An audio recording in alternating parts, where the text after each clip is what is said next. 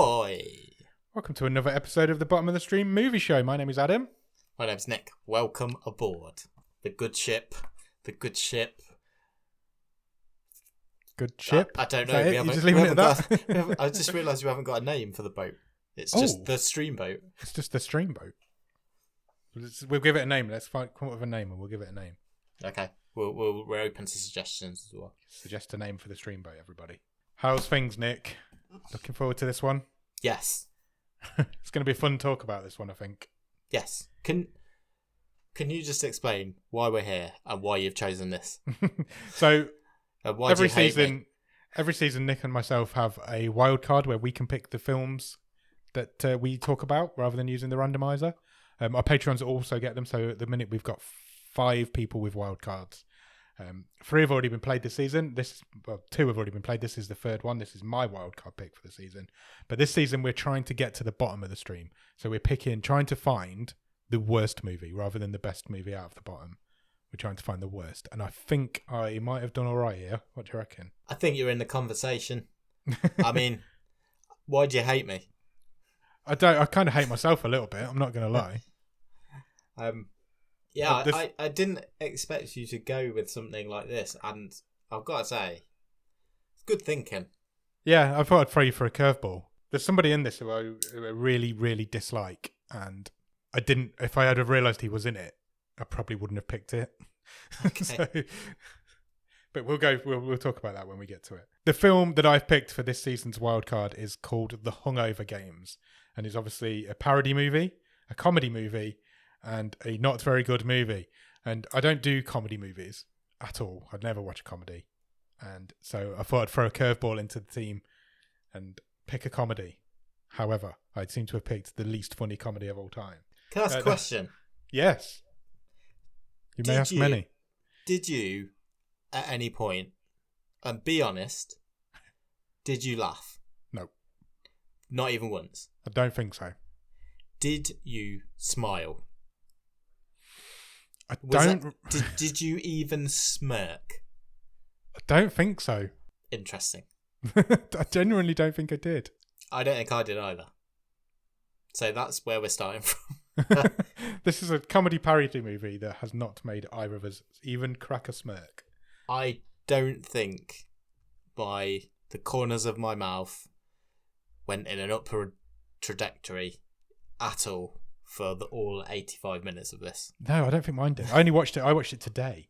I'm a bit behind this week, but yeah, I watched it today and I don't think I did. I don't think I smiled. It's not a good movie. I don't want to give any spoilers away, but it's not very good. Do you know what will be fun though? Talking about it. So absolutely. So let's get on with it. So the film, as we've said, is called The Hungover Games. It was released in 2014. It's an 18. It runs for 1 hour and 25 minutes. Currently rated at 3.5 out of 10 on IMDb, which is too high. It stars a guy called Ross Nathan. He plays Bradley. He's only made one film since this, and it is called Other Plans, and Jamie Kennedy's in it also. Okay. Jamie Kennedy's in this. Jamie Kennedy is the man that I detest with all of my might. I do not like the guy at all. He's in this. He wrote this, and if I'd have realised that before we started, I probably would. And I love Scream. It's one of my favourite films, but I hate Jamie Kennedy. It was all downhill from there for him. It really was. Also stars a guy called Herbert Russell, who plays Zach. He's in 1 episode of Ratched and 2 episodes of Hollywood, so he's got Netflix roots.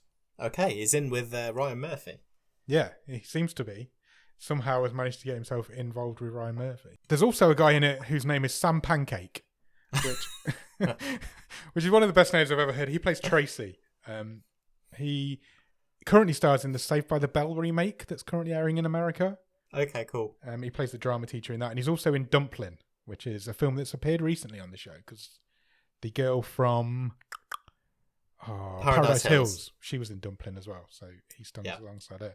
And also stars a guy called Ben Begley as Ed. Do you recognise that name, Nick? Yes. Well, no, but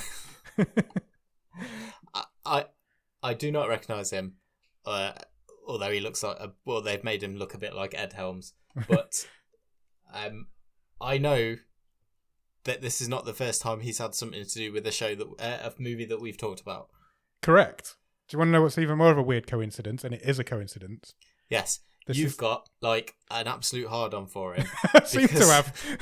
Don't know why, but I seem to have. Because this wild card he's obviously in, and the last wild card you chose, he wrote. He did, and was in. Oh, was he in it as well? Yeah, he was the guy who played Deputy Doyle. Oh, okay. The bumbling deputy. Yeah, he wrote Funhouse Massacre and was in Funhouse Massacre, which was my last season's wild card, and he's probably one of the main 2 or 3 characters in this one. I would say so, yeah. What? It's such a weird coincidence. And I genuinely had no idea until I wrote down today who was in this film. It's thrown me for a loop.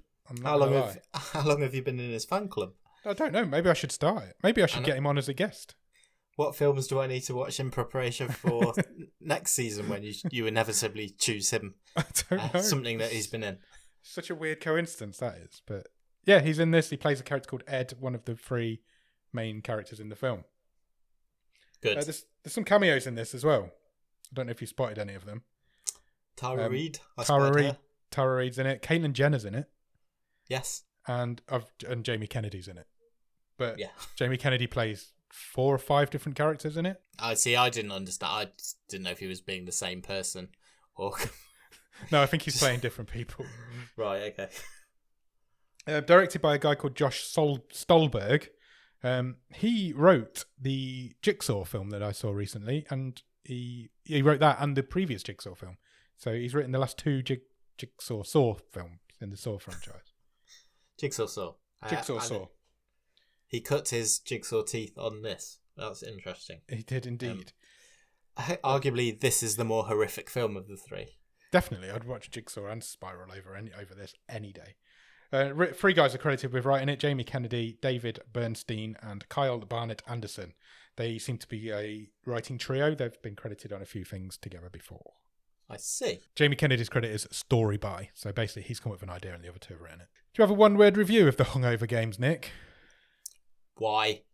Because I've asked you for one. Why? This is bad, isn't it? I don't understand why this exists. No, not me. I really don't. I really wish it didn't. A wider question. Is the parody film dead? It is now. Because... it should be. When did you say this was from? 2014. So it's you think that's 7 years old. So you think that's quite recent, but it's 7 years old. It is quite old. And what's the point in a parody film nowadays when you can... I don't mean to get too... This probably is as deep as this episode will get, but why do you need a parody film nowadays when you've got memes? And do you know what I mean? Instant reaction to stuff. And YouTube, even more so than 7 years ago, I just think it's a dead genre. Couldn't agree more. The title definitely came first for this. So somebody's gone, Hangover, Hunger Games. They sound similar. Let's make it Hungover Games. Yeah, but because there is there's no story and it makes absolutely no sense whatsoever. And there's no thread tying together the movies that are parodied. No, not at all. So it's not like, okay, scary movie. By the time it got to like 3 or 4, it was totally down the pan. But at least that started off with, let's parody horror movies. The first Scary Movie film is basically the same script as Scream.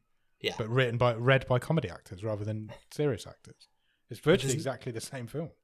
But there is no thread to this. It's not let's do action movies or let's send up superhero movies. It feels like somebody just went into a costume department and got a load of costumes and they're the ones that we're parodying. Because they're not even parodies. They're not even parodies. They're just people dressed up in costumes. Like there's somebody as Jack Sparrow in this film. Yeah. But there's no reason for it. He doesn't even do anything piratey. Also, full disclosure from myself, I've never seen a Hunger Games film. I've seen the first one, but that's it. I haven't seen anything. I don't think it matters. Have you seen The Hangover? Yes. Again, doesn't matter. Where does this film start, Nick? I can't wait to see how you are going to describe the plot, because there isn't one. It's go for it. This starts with a title on the screen, we're in the year 2213. Correct, 2213. And we're just in a field. Yes. And the character of Bradley, obviously, they're not going far for the names for these. So these 3 Hangover guys are all called the names of the actors who played these characters in the Hangover. Yeah. So Bradley calls Tracy, who is the groom, to tell him that they've lost Doug on his stag do. Doug's gay wedding is under threat. It isn't going to happen. He actually says, well, that's not going to happen during the phone call. Mainly, I think, because they're 200 years in the future. That's probably why the wedding's not going to happen, I would imagine. And then we cut to a text scroll, which, like off of Star Wars, which I don't think we've ever had before. I took a photo of it so I can read it out to you. Do you want me to read it out to you? I would love you to. So this text starts scrolling up the screen. It says, "There was an uprising.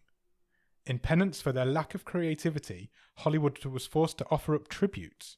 Each district of the pantheon of pop culture sent contestants to a public arena where they fought to the death. The pageant was known as the Hungover Games." Nobody knows why it's called that, other than the fact that it's a parody on the name. And then we hit straight into the title card. And we are now in Laughlin, Nevada, which is not Las Vegas. We're 48 hours before the wedding, 2 centuries before the uprising. Sure. That's what it comes up on the screen. They admit that they're in Laughlin, Nevada because they couldn't afford to go to Vegas, and they're going to stay at a place called Chief Lou's Slot House, which is a casino, or it looks like a shitty casino. Yeah. They check into their shitty hotel room, which all 4 of them are going to stay in by the looks of it, even though there's only 2 beds. We find out that Zach is reading the Hungover Games. He's obsessed with it. The Hunger Games, sorry. The not Hunger the Games. He's reading the Hunger Games book. So, and he was obsessed with it. He's read it hundreds of times. He knows exactly what's going on. So he's our expert. So there's Zach, there's Ed, there's Bradley, and Doug. Zach's brought the goodies for the weekend with him. He's got a bag full of... He's got some potato vodka. He's got some roofies, some heroin, some opium, all in a bag, which Ed throws out of the window when Zach's got his back turned. And because this is going to be a sober weekend, because they get into too much trouble when they... do you think these were supposed to be... They were making out they were the same characters from The Hangover? Because they were like, last time we went to Vegas, we got into all this trouble. Yeah. And it was like that's the parody, isn't it? It's the same character. They are playing those characters. So it's absolutely. It's the sequel to the Hangover films. Well, no, because they're playing those characters, but they're using the actor's name. Apart from with Doug, who was also called Doug. I don't know where this stands in terms of studios, but they've changed very little for these characters. Not at all. Yeah, not at all. Anyway, they decide they're having a straight weekend, so they put Zach in a straitjacket and a neck collar. Yeah, because they don't want him to get out of control, and they head up to the roof, which is what happens at the beginning of The Hangover. And they do a toast to Doug and Tracy, who are about to get married. Is Tracy the name of the woman in the Hangover films who's going to get the bride? I couldn't tell you. It's been a long time since I watched them. This is a gay wedding that we're heading towards. Much in the Hangover fashion, we then cut straight to the next morning, so we don't see anything of the night, because this is all about the hangover, not about the night before. And the next morning, they wake up in a room. It's a different room. It's not the same room that they checked into. There's a peacock in there for some reason. Ed wakes up first. He then trips over Bradley and stands on his balls and wakes him up. And then Zach comes in. He's just got some tight little pants on. And then a lady comes in. She is made up a bit like the woman from the Hungover. I'm going to get that so messed up. Bit like the woman from the Hunger Games. She was called like freaking grandma or something like that. I don't know. She's called Effin. Effin, that's it. And Ed says, right, well, we can't, it's nice to meet you, but we're not hanging around, we need to go. So he opens up the door to this room, and it turns out they're on a train. Yeah. I'm pretty sure you can feel yourself moving when you're on a train. Yeah, they're on like Snowpiercer. Yeah, they are.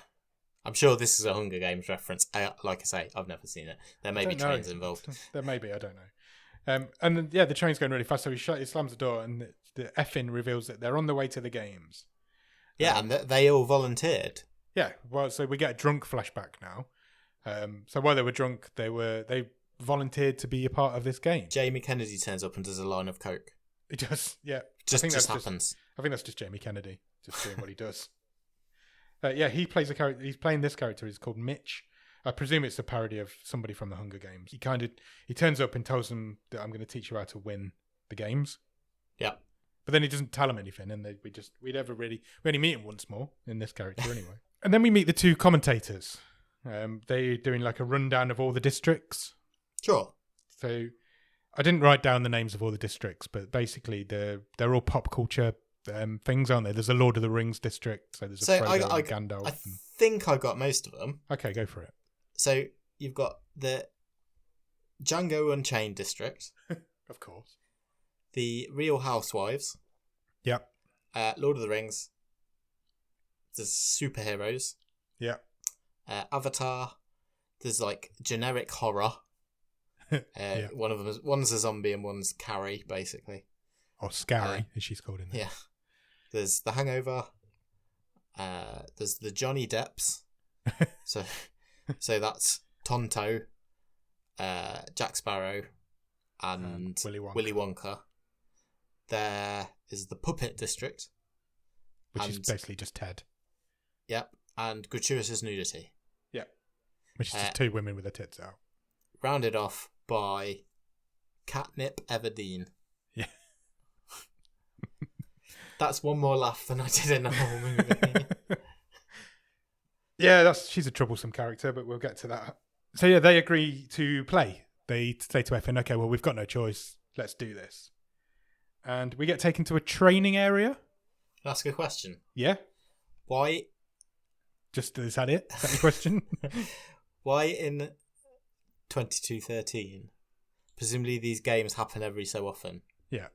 So if I can equate it to a World Cup every 4 years, let's just say it's every 4 years. It may be longer. I don't know. It may be shorter. I don't know the Hunger Games. Yeah.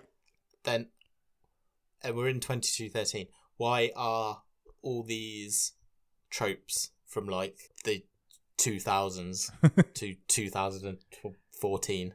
So I was thinking exactly the same thing. So we're nearly 200. Other stuff has happened.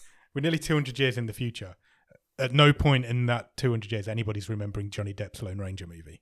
Who fucking cares? For a start, isn't it Armie Hammer? No, Armie Hammer's the Lone Ranger. Johnny that's Depp's what I mean. So Tonto. That film's definitely cancelled. Nobody's watching that in 200 years' time. Well, yeah, of course, with both of them. Exactly. That Willy Wonka film should be forgotten about already as well. Avatar probably should. Nobody's remembering Ted in 200 years' time. Also, why is Thor gay? Yeah, Thor's a big gay. I don't know. That was really offensive. Was he the only superhero as well? There was someone else with him in the video at the start, but I can't. I don't think it makes an appearance. No. The Real Housewives, is that going to be remembered in 200 years? It's just really lazy. Why did it need to be 200 years in the future? I don't know. It's such a lazy film. But anyway, they agree to play. And so they head off to this training area where everybody's there. All the contestants are in the same place. And they're all just like training with each other. Jamie Kennedy's playing a few roles in this room because he's there as like the director. And he's also there as Willy Wonka. But we meet Carrie for the first time. The Carrie one was the best one. That just kind of worked. And Zach reveals that they need to show that they're tough. They need to show these guys that they can get into fights and they can hold their own. Like prison rules. Yeah. So he beats up Ed. He basically kicks the crap out of him. And when he does that, there's like an odds board behind them. So all their odds drop. Yeah. So I think they go from 100 to 1 to 50 to 1.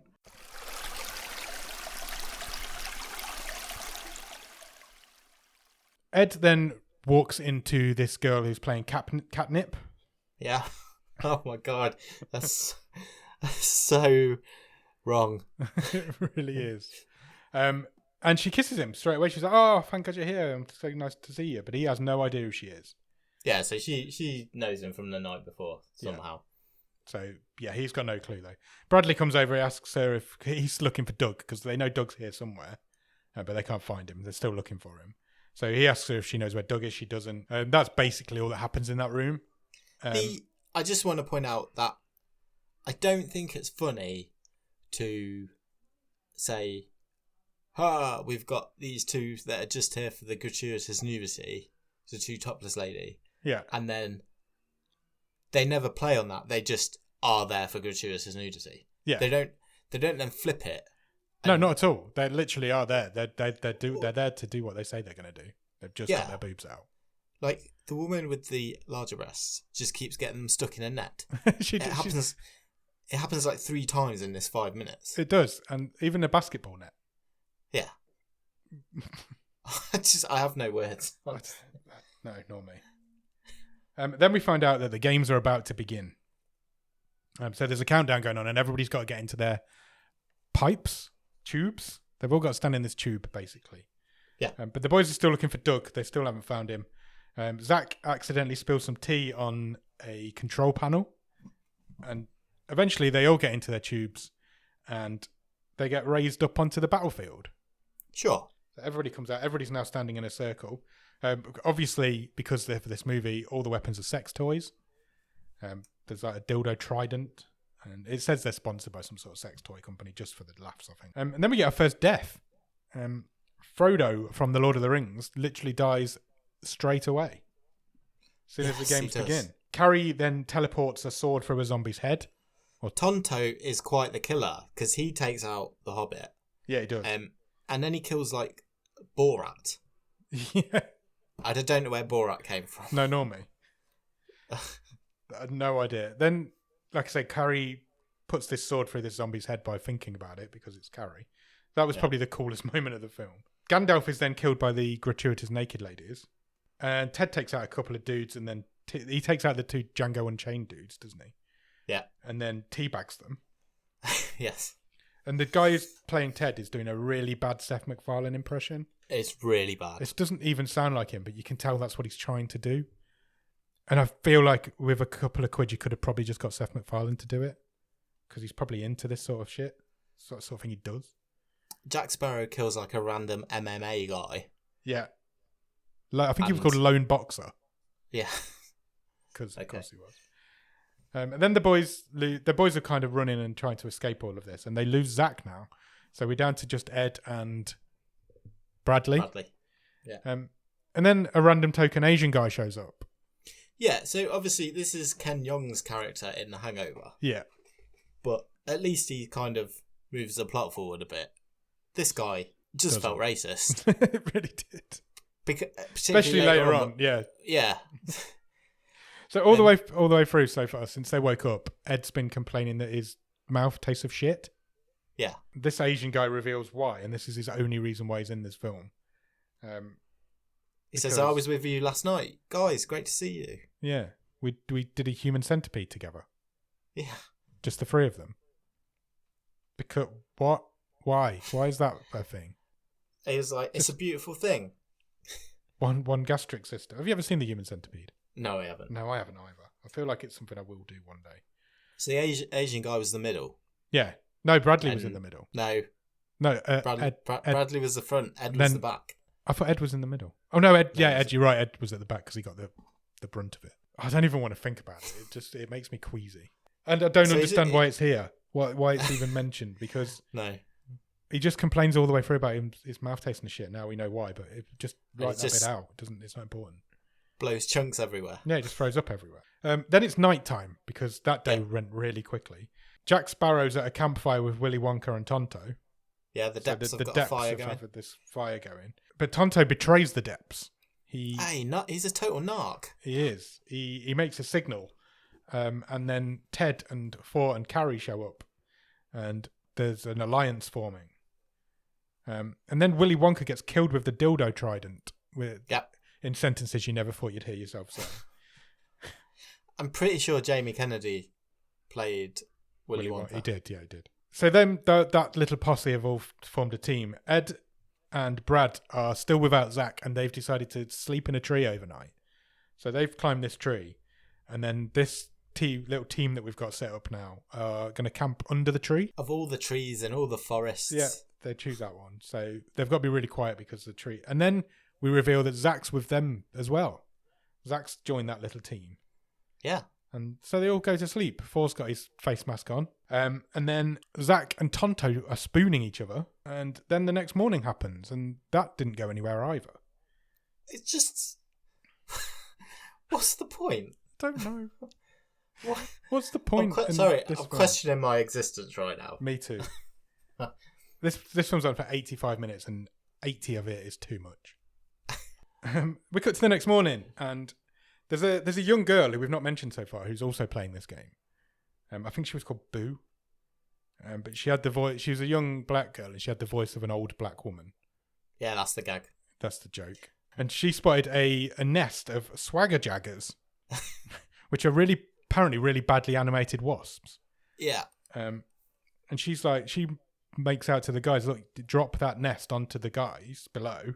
But then we need some exposition. So the commentators come on and apparently a few stings from a swagger jagger will make you lose your swagger. Right. But then it might kill you. You might also die. So they set this joke up.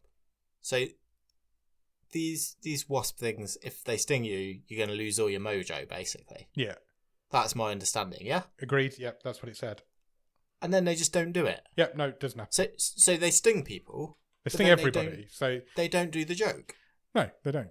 So the nest falls, stings everybody. Bradley and Ed also both fall out of the tree. So everybody's gotten stung by these things. And then they get away.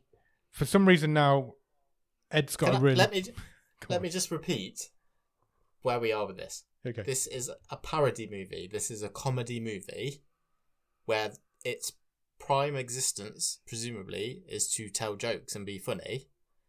Yeah. They've just spent 2 minutes setting up a joke. Yeah. And then they don't do the joke. No, they don't. It's just never happens, never mentioned. No. Is that not just absolutely fucked up? It's completely mental. I don't know what they were thinking. They didn't do it.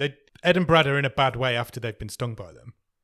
And they collapse to the floor. Ed has a dream where Catnips gets her boobs out, but it's her boobs are Zach's face. Yeah. So is that him losing his swagger? I don't think so. No, and Bradley has a dream where he's got a really tiny body and a massive head. Yeah, and they awake and it says like they've been out for 2 days and Zach's there and he's nursed them back to health, which is fine. But they still didn't do the joke of them becoming like boring. I was expecting like a Dwayne Dibley type of thing. Yeah. No, they didn't do that joke and it's almost unforgivable. Like the rest of this film. So we reveal that it's been a couple of days. Zach's been looking after them. That he's got them into some sort of cave and he's kept them alive for a few days. And then 3 housewives show up. One's got a testicle in a jar. I even sound bored talking about it. And then Carrie shows up. Carrie was the best character in this film. I think that might just be because of who she is. She got the best kills. She definitely got the best kills. So she douses these 3 housewives in petrol and sets them on fire. And you get the nice shot of Carrie, bloodstained Carrie, standing behind the fire. So you get that nice shot. My whole head exploded when the president of America shows up. And his name is Snowbalmer. Now, how problematic is that? Quite problematic, yes. He did look a bit like Barack Obama and he did a decent impression of him. But he's concerned that the guys from the Hangover district are becoming too popular with the crowd. And the games are supposed to be a Hollywood distraction to stop the crowd hating the amount of sequels, remakes, and spoofs that are coming out. And if people enjoy these guys, they'll remember that they should be being distracted. And that's it. You never see him again or hear from him again or know why that happened. Also, the guy he's talking to is like the puppet master of the Hunger Games, and he's got like a dick in his beard. Yeah, he's got a dick drawn in his beard, or cut into his beard. He's the games master. So he's kind of in charge. Then Zach reveals out of his own head somewhere that when they got into their hotel room, he plugged an air freshener in. And that has somehow caused this whole thing to happen. Oh, it says on the small print of the air freshener, may cause transportation to futuristic dystopia. It does say that on the small print, so you probably should have read that first. What? Why? How? What's going on there then? And there's your plot. Yeah, that's your plot. It's basically what happened. This whole conversation is being watched by a woman who's camouflaged as a tree. Oh yeah, forgot about that. Yeah, she never appears again. No. Zach stops for a wee. While he's having his wee, he sees two girls in like a little pool with their boobs out. It's the gratuitous nudity ladies. Yep, and the Avatar lady shows up also with her boobs out. Yeah, and when the Avatar turns up, that's where he gets a stonk on. Well, his piss stream rises steadily until till at the end it's actually hitting him in the face. And he gets in the hot tub with them. I'm so sorry for picking this, everybody, but I feel like I am going to win. So so he gets in the hot tub. The Avatar lady gets in the hot tub. Then Tonto shows up. He kills the Avatar. But Zach is rescued by Catnip just before he's about to kill him too. Also, because it's funny, Zach's got like blue all around his face. Yeah. Because the avatars are painted blue? Yeah, obviously. So she rescues him. She chases off the Tonto. But he does manage to kill the two naked girls before he leaves.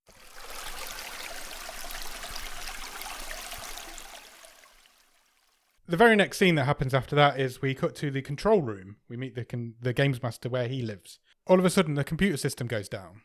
And then the Asian guy who was in the games is now not in the games. And he comes in and fixes the computers. Yeah, because he's an Asian a racist joke. Yeah, it's a really racist joke because he's an Asian computer tech. But then, again, nothing comes of it. And there was no follow-up to it at all. It's just a racist joke. Yeah. And then Mitch shows up. Mitch was the guy we met at the beginning who did the line of coke, another one of Jamie Kennedy's characters. And he tells the games master that bromance is the key to ratings. Okay. If you want, for some reason, if you want some ratings for people watching this, which I believe in the Hunger Games is the only thing anybody can watch. I think it's the only thing on TV. You need to set up a bromance. And so the games master makes an announcement that you can now only win the Hungover Games if you have a long-standing bromance, which kind of eliminates everybody else. Yeah, let's just finish it right there. Yeah, that's kind of the end of it. And then a talking bird turns up. I'm just going to try and get through it. He tells them where to find Zach. And they eventually find Zach.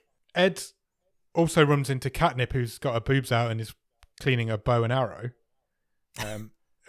And she says to him, look, you do know I'm only 17, and he doesn't want to hear that. He puts his hand over his ears and goes, la, la, la, la, la, la, la. And then she, pats his boner. Yeah. Yeah. Catnip's teamed up with the young girl, the young girl with the older woman's voice. And Thor comes along and kills this young girl with the hammer, brutally. Throws it hundreds of times at her head until she dies from it. And then Ed kills Thor with a slingshot. Yeah. Because he's all of a sudden some sort of crack slingshot expert. They do some sort of funeral for the girl. They cover her in daisies. And then they make I don't know if you put some on this. They made a couple of jokes about doing inappropriate things to this dead body. Yep, they did. Who was also a young girl. Yeah. Then the games master comes in and his voice comes over the tannoy again and invites them to a feast. He says there will be weapons there. There will be an advantage for all of you there. If you turn up, you don't have to turn up. There didn't appear to be any food at this feast. I thought he said bring your own weapon, but then there was just loads of weapons there. Fuck knows. He definitely said BYO weapon. Yeah, he did, you're right. Anyway. Carrie gets there first. She's now got some knives. They were her weapon. It was a knife block, which was a nice little touch. Catnip's like, well, I'm not going to go to this feast. You guys can look after yourself here. I'm going to go and kill Tonto. I think he's the only one left alive now. I think Ted's knocking around somewhere. So they do. Carrie disappears. So Ed runs out to the site. And it turns out that their weapon is a really convenient plot device. Yeah. It's a cell phone that can call anyone, anytime, anywhere. How convenient. That's what some would argue. Not a weapon. Definitely not a weapon. Carrie attacks Ed. Zach kills Carrie by grabbing her by the ankles and smashing her into the floor like he's the Hulk all of a sudden. Puppets distract them at that point. Yeah, they got to fight the puppets. Yeah, they're like Muppets. So they go to attack them, but then Ted sneaks up from behind and attacks everybody. And then they're like Miss Ziggy and Mermit the Frog. Mermit the Toad. Yeah.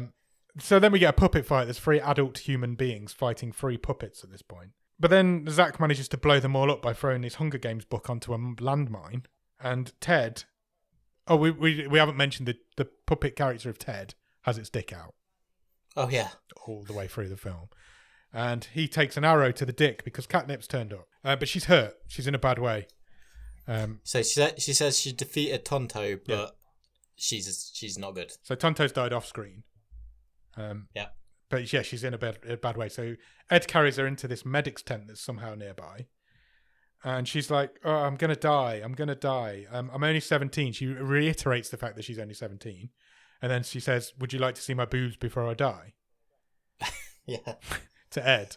And Ed does want to see her boobs. So she gets her boobs out. And we get my TV's 49 inches and there was a 49-inch boob shot.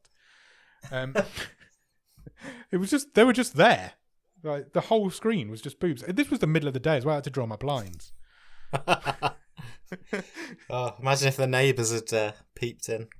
And then she dies, which Ed is distraught about because he's in love with this young girl. Bradley at this point thinks, well, we've kind of won now. I think, is everybody dead at this point? I think so, pretty much. They still don't know where Doug is, though. Oh, yeah, they still don't know where Doug is. So they realise they've won. They call Tracy, but it isn't... Well, he tries to call Tracy, but it's a wrong number, and he gets someone doing a Liam Neeson impression from Taken. He gets an old man doing the line from Taken about, I've got special skills. But why wasn't it just a young guy who looked like Liam Neeson? Why did it have to be an old man? I don't know. It looked like, who was that?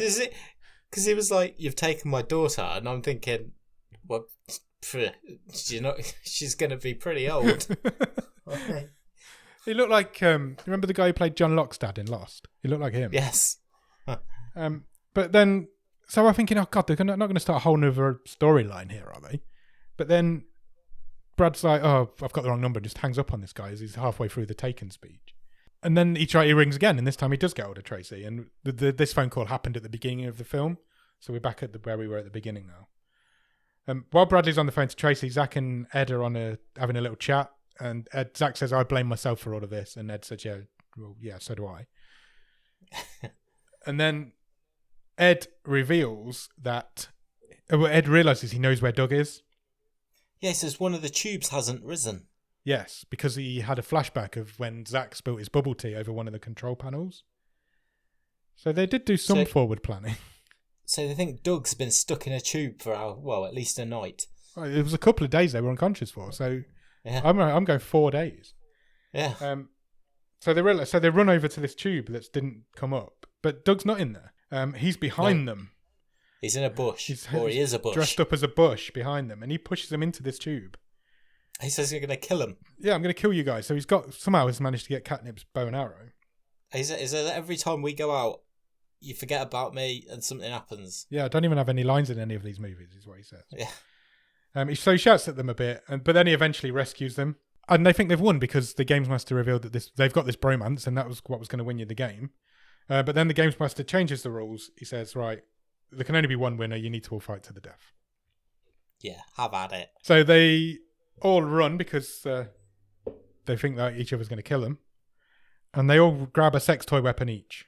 And then Zach comes up with a plan where he says we should all poison ourselves because the Games Master would rather have 4 winners than no winners. Yeah. So they go to pop these little poisonous berries that they found, and the Games Master doesn't stop them. Yeah, they just all die. So they eat them anyway, and then they all die. I mean, if they didn't stop you just wouldn't eat them, would you? So yeah, they all die, and then they wake up in the hotel room as if the whole thing's been a dream, or maybe it has, maybe it hasn't. They don't really know. But it's the morning of the wedding, so they rush to the wedding. Zach's got a new book. He's now reading the 50 Shades of Grey, so hopefully we don't get a sequel. Brad doesn't think the whole thing was real. Ed says, I know I was in love with this 17-year-old girl. Yeah. Who he then bumps into at the wedding. Catnip's at the wedding, but as a different character, same actress. And he follows her, and then we have the wedding, and then the film ends. Oh, it turns out the vicar is the comptroller guy. The Games Master.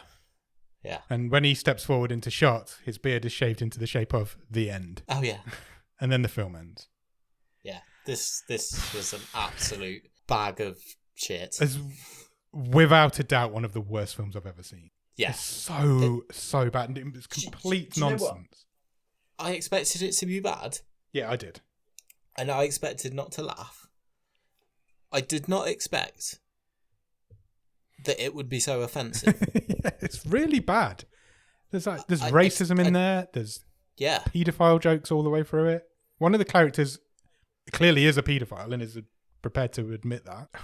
Yeah, I was taken aback by the offensiveness of it. Same. And I was like, how has this got this far through development? It's Jamie Kennedy. Somehow he's got some sort of something over somebody in Hollywood and they keep making him work, letting him work. It's like when they're talking about doing stuff to the dead body. Yeah. I'm like, whoa, this is like... The second week in a row we've had people try and do stuff to a dead body. Yeah. It's weird, isn't it? That is weird.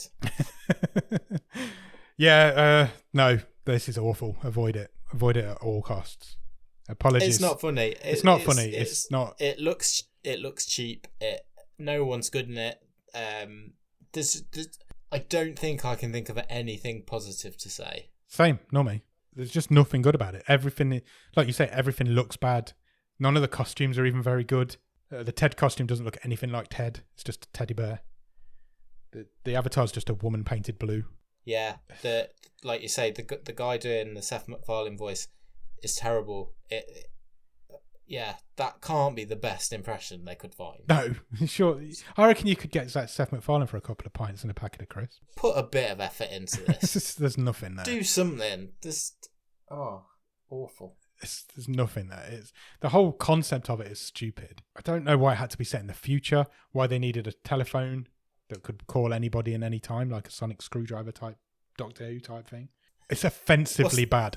Without even thinking of the offensive nature of the film, the fact that it's so bad is offensive in itself. Yes. It's offended me that there's such a bad film out there that exists and is on Netflix. And then you get to the point where it is racist, it is it's really sexist. Yeah. There's paedophile jokes in it. There's a young girl who is supposed to be 17 who gets her boobs out in it. And then there's an old man who falls in love with her. It's horrible. Everything about this film is horrible. It's horrendous. It's one of the worst films I've ever seen. It's grimy, isn't it? It made me feel like I needed a shower after I'd watched it. Yeah. Not good. Do you want to how do we turn the tide on it? Just don't make it. Just don't make it. I don't think. Is there a way you can make it better? No. Can it be done? Why do you need to do a parody of The Hangover? Or The Hunger Games? I can see that there might be something in that, but... There's loads of parodies of The Hunger Games. The Hunger Games being copied so many times. No, I just don't know. I don't think you can. Even a good director and a good cast, the idea is just not good enough to be a story. Not with a script like this. No. We make it better by rewriting the whole thing. No, you just don't make it. Just don't make it. Just leave it. Just leave it alone. Forget it ever happened. Yeah. I apologise for everybody who's watched it. For making you watch it. That being said, let's move on to the stream table because this might be my redemption. Okay.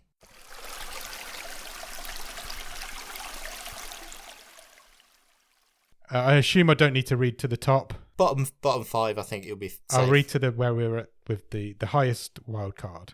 Currently, at the bottom of the stream is Temple, then Room 205. Sam's wild card, who's one of our patrons, comes after that, and it's called After. And then yours is Alien Warfare, which is just above that. So the two wild cards are conveniently grouped together. Does this go anywhere else other than bottom of the stream? I can't believe that Alien Warfare is the best wild card. Because that's quite scary, isn't it? A terrible movie. It is a terrible movie. But at least it's quite fun to watch. It was terrible, but I didn't hate watching it. I got something out of it. So there was some enjoyment there. I think, for me, this is the worst wild card. Okay. But not necessarily the worst film. Well, I think I just want to talk that through. So I think... Okay, so if we put it as the worst wild card, currently it would go above Temple and Room 205. Room 205 was really boring. Yeah. Really boring. I wanted to turn it off. Yeah. I kind of didn't want to turn this off because I was horrified. If I said to you now, right, tonight, after we finish recording, you need to go and watch Room 205, or you can watch the Hungover Games. Which one are you watching? Yeah, I'd watch Room 205. Same. And I think I'd watch Temple as well. And have a nap. I think the same answer for Temple as well. I'm just looking at the website. For some reason, on Temple, I've got the writing next to it is for cat fight. I don't know why. It's got Anne Hesh really and Sandra Oh confusing. swing for the fences in this innovative comedy. And that's not Temple. These are all awful movies. They are, yeah. The bottom 5 in this stream table is horrendous. All 5 of them. Wherever we decide to put this one. I think it goes bottom, mate. I genuinely think it does. I think it has to. And I'm not just saying that because it's my wild card. No, I know. I think what clinches it for me is that regardless of how bad all these other ones are we've talked about, there is even if it's the tiniest of tiny glimmers, I think there was something, if not positive, not absolutely the worst. There was even if it was just the minute that the guy was in that tiny little bar in Temple. Yeah. Because it made me think, I'd quite like to go to that bar. Temple's got a really cool poster. Its poster. That was really enough. Cool. That minute of causing me to think, it'd be cool to go there, is enough to put it above this movie, because I can't think of anything positive to say about this. There's nothing you can say about this. It's horrendous. This goes bottom of most stream tables. It's a waste of time. It's completely a waste of time. Bottom. It's supposed to be a comedy, and it didn't even raise a hint of a smile. So bottom of the stream. Yeah. Where it belongs. Fuck you, the Hungover Games. Do you want to pick next week's film? Yes, please. What do you want? I don't care. Just anything. Just upwards, please. Something. We can't go any lower than that, surely. No. Jordan and Ross are the last 2 remaining wildcards. They've got some work to do there. They really do not tempt the randomizer, just in case. Okay, I'm going to press the button. Are you ready?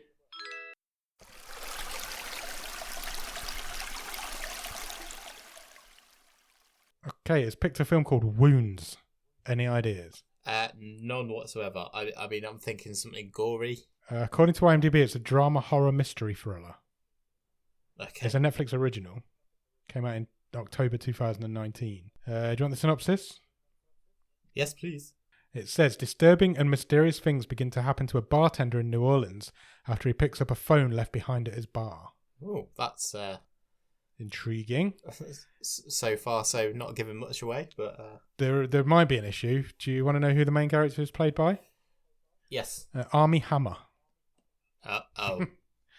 Troublesome. That is a bit problematic. A little bit, but Netflix are allowing it on their stream, so I guess we need to allow it on ours. We don't have to like him. No, I can't stand it, mate. Cool, yeah, so go and check out Wounds, I guess. And in the meantime, check us out on Instagram, Twitter, and Letterboxd at BOTS_podcast on all of those. If you want to drop us an email, our email address is bottomofthestream@gmail.com. The website is bottomofthestream.com. On the website, you'll find every episode we've ever recorded available right in your browser. All the stream tables are on there. There's loads of cool stuff on there, and you can even get some merch if you want to. Come check us out on Patreon, patreon.com/bottomofthestream. On there for a couple of quid every month. You'll get some bonus episodes, early access to the episodes. Nick does a newsletter every month.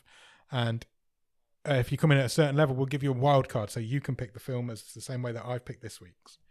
And also check us out on Discord. Discord link will be at the bottom of the show notes. If you've got a few spare minutes, please consider leaving us a review on anyway you can review podcasts. That could be Podbean, Podchaser, Apple Podcasts, maybe on Spotify. You look for us, we'll probably be there. Maybe you could get a 17-year-old to write your review for you. But not whilst looking at her boobs. So yeah, go and do that, and then go and check out Wounds, and we'll come back next week to talk to you about it. Cheers. Bye.